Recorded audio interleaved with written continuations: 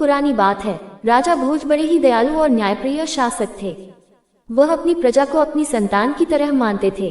अपनी प्रजा की समस्याओं को जानने के लिए वह अक्सर रात के समय भेष बदलकर नगर में घूमा करते थे। एक बार रात के समय राजा भोज एक गरीब ब्राह्मण की झोपड़ी के पास रुके।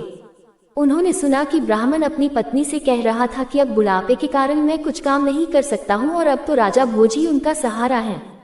अगले ही दिन ब्राह्मण राजा भोज के दरबार में पहुंचा। राजा ने उसकी व्यथा सुनकर तुरंत उसे 100 सोने के सिक्कों की एक थैली भेंट की। ब्राह्मण खुशी खुशी घर लौटा और सिक्कों को एक पुराने संदूक में सुरक्षित रख दिया। लेकिन अगली सुबह जब वह संदूक खोलने गया तो सिक्के गायब थे। दरवाजा बंद था, कोई चोर भी नहीं आया, फिर भी थैली गायब थी। हैरान होकर ब्राह्मण फिर दूसरे दिन राजा के पास गया। राजा को भी यह अजीब लगा, लेकिन दयालुता दिखाते हुए उन्होंने ब्राह्मण को फिर से 100 सिक्के दिए। इस बार ब्राह्मण ने सिक्कों को संदूक में रखकर ताला भी लगा दिया।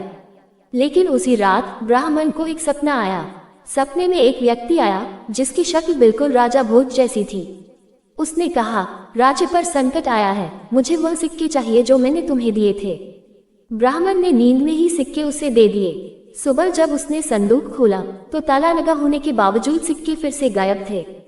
तीसरी बार ब्राह्मण जब राजा के पास पहुंचा और राजा भोज को स्वप्न की बात बताते हुए कहा कि सिक्के गायब हो गए जबकि संदूक का ताला लगा हुआ था। राजा को यह कोई साधारण घटना नहीं लगी। राजा ने ब्राह्मण को तीसरी बार सिक्के दिए और निश्चय किया कि इस रहस्य को वह खुद सुलझाएंगे। उस रात राजा भोज भेष बदलकर ब्राह्मण की झोपड़ी के पास छिप गए। रात गहराते ही हवा तेज चली और झोपड़ी का दरवाजा हल्का सा खुला। राजा ने देखा कि उनकी शक्ल जैसा एक लंबा आदमी अंदर गया और ब्राह्मण के पास से सिक्कों की पोटली ले आया। तभी राजा भोज ने सामने आकर उसे रोका और पूछा, तुम कौन हो जो मेरी शक्ल में इस गरीब ब्राह्मण को लूट रहे हो? उस आकृति ने जवाब दिया, राजन, मैं भाग्य हूँ जो हर इंसान को कर्मों का फल देता हूँ। ये ब्राह्मण अपने पिछले कर्मों का फल भोग रहा है। इन सिक्कों का सुख इसके नसीब में नहीं है। राजा ने दया की भीख मांगी, पर भाग्य ने कहा, भाग्य के नियम कोई नहीं बदल सकता। तुम दयालु हो, लेकिन तुम्हें भी जल्दी ही अपने कर्म के फल का सामना करना पड़ेगा।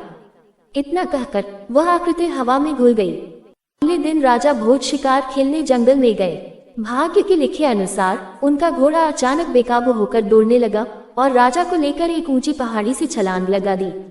राजा बुरी तरह घायल होकर बेहोश हो गए और उनके सैनिक पीछे छूट गए। तभी वहां से एक साधारण आदमी गंगू तेली अपनी बैलगाड़ी लेकर गुजर रहा था।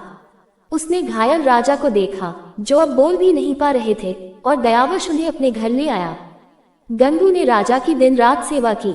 चोटें तो भर गईं, लेकिन राजा भोज ने मन ही मन कुछ सोचकर अपना परिचय नहीं दिया, क्योंकि राजा भोज को भाग्य की बात याद थी। वो अपने भाग्य का खेल देखना चाहते थे।